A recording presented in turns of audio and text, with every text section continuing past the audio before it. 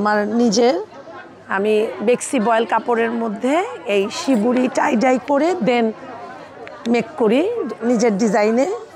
এই পূজার জন্য আমার হচ্ছে লাল 3 পিস, এই যে লাল 3 পিস। তারপরে আপনার আমার সম্পূর্ণ দেশীয় পণ্য রাজশাহী সিল্কের মধ্যে পূজা উপলক্ষে এক্সক্লুসিভ কিছু ড্রেস, এই যে সাদা লালের মধ্যে, এগুলো আমার পূজার জন্য করা। আমার এগুলো হচ্ছে রাজশাহী সিল্কের মধ্যে আমার সম্পূর্ণ দেশীয় পণ্য এবং আমার নিজের ডিজাইনে করা। তারপরে এইখানে আছে আপনার আরও 1 পিস, এই যেগুলো পূজা উপলক্ষে লালের মধ্যে করা দেশীয় পণ্য, আমাদের দেশীয় বেক্সি বয়েল কাপড়ের মধ্যে পূজার মধ্যে। আর শাড়ি আছে আপনার ওই যে ভেজিটেবল টাই সাদার মধ্যে লাল পূজার জন্য, ওগুলো ব্লক করা টাঙ্গাইলের আমাদের শাড়ির মধ্যে আমার নিজস্ব ডিজাইনে ব্লক করা। এগুলো কত করে প্রাইস? এগুলো আমার বিভিন্ন রেঞ্জের আছে, 1 পিস আছে 650 থেকে শুরু করে 1000, 1200, তারপরে এমব্রয়ডারি কাজ করাগুলো আছে আপনার 2000, 2500 এইরকম করে। 3 পিসও আছে যেগুলো 4-5, এই যে এগুলো একটু দামি কাপড়ের মধ্যে, সেগুলো একটু দাম। এই যে পূজার জন্যই আমার বেশি করা এবার মেরুনের মধ্যে। নিজে করেন না কর্মী আছেন? আমার কর্মী দিয়ে করাই। আমার আপাতত আমি তো ক্ষুদ্র উদ্যোক্তা, মেলাটা শুরু করেছি 1 বছর হয়। আমি এটা করতেছি 15 বছর, আমার পেজ হচ্ছে 10 বছর। হ্যাঁ, আমার বস্ত্ররঞ্জন আমার পেজের নাম। আমার নাম হচ্ছে আফরোজা ইয়াসমিন দীপা। আমি টিচিং লাইনে আছি, টিচিং লাইনের পাশাপাশি এটা করার চেষ্টা করছি। এই আর মেলা করছি আপনার 1 বছর ধরে। ওইখানে 44,000-এর মতো সদস্য সারা বাংলাদেশের মধ্যে। ওইটা আমি জয়েন করছি 3 বছর। আর এই যে এইভাবে মেলা হচ্ছে অর্গানাইজারদের সাথে, ছোট ছোট সংগঠনের সাথেও আছি, যেমন এইটা নারী নক্ষত্র সংগঠন, ওনার সাথে নতুন অ্যাড হয়েছি মেম্বার হিসাবে, করছি। এটাই মাশাআল্লাহ ভালোই সাড়া পেয়েছি, মোটামুটি চলছে।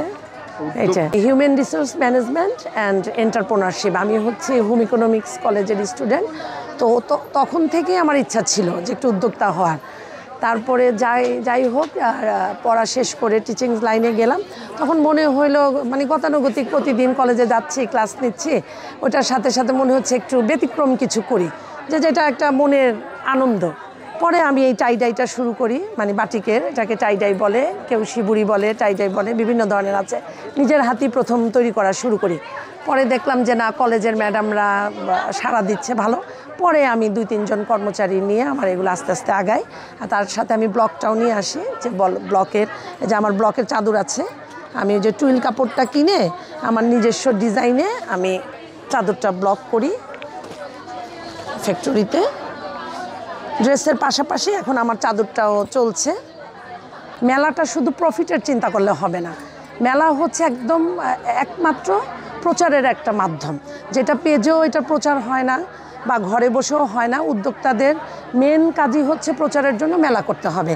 যেমন ভিজিটিং কার্ড আছে, কার্ড নিচ্ছে প্রচুর, সবাই বলতেছে কোয়ালিটি ভালো, সুন্দর। আস্তে আস্তে এটা প্রচার হবে, লোকজন আসবে, নিবে, বিসমিল্লাহ, ভালোই সাড়া হচ্ছে। এটাই, শুধু সেলটাই বড় কথা না, আমার প্রোডাক্ট যে মানুষ চিনতেছে বা আমাকে পেজে নক করতেছে, সেটাই। আসলে উদ্যোক্তাটা নিয়েই ব্যস্ত আছে, কারণ বাচ্চারা তো বড় হয়ে যাচ্ছে। ছোট বাচ্চা যখন ছোট থাকে তখন তো মার সাথে সাথে, যখন বড় হয়ে যায় তখন তো আমরা একাকিত্ব ফিল করি, যেটা আমার মনে হয়। আমি একজন শিক্ষিত মহিলা হিসাবে আমি এটা ফিল করতেছি যে বাচ্চারা বড় হয়ে যাচ্ছে, আমি একা হয়ে যাচ্ছি, হাজব্যান্ডরাও বাইরে চাকরি করতেছে, তখন দেখা যায় যে অবসর সময়ে এটাকে একটু এগিয়ে নিয়ে যাওয়া। আমার হাজব্যান্ডও খুব হেল্পফুল। স্মরণীয় ঘটনা বলতে আমার মা গত হয়েছেন 1 বছর হয়, তা আমি 1 বছর আগে প্রথম যখন মেলা করব, আমার মা কিন্তু অনেক আগের, অত শিক্ষিত না, কিন্তু আমার মা বুঝছে, বলে দেখো মা, আমি ঘরে বসে আছি, ছেলে মেয়ে বড় হয়ে গেছে, তোমরা বড় হয়ে গেছো, আমি কখনো কিছু করতে পারি নাই, তুমি করো, তুমি তোমার এই পেজটাকে এগিয়ে নাও, তোমার ব্যবসাটাকে এগিয়ে নাও। ওই আমার মার কথা ধরেই আমি এগিয়ে আসছি। এটাই আমার স্মরণীয়, আমার সবসময় মনে হয় যে আসলে। ধন্যবাদ।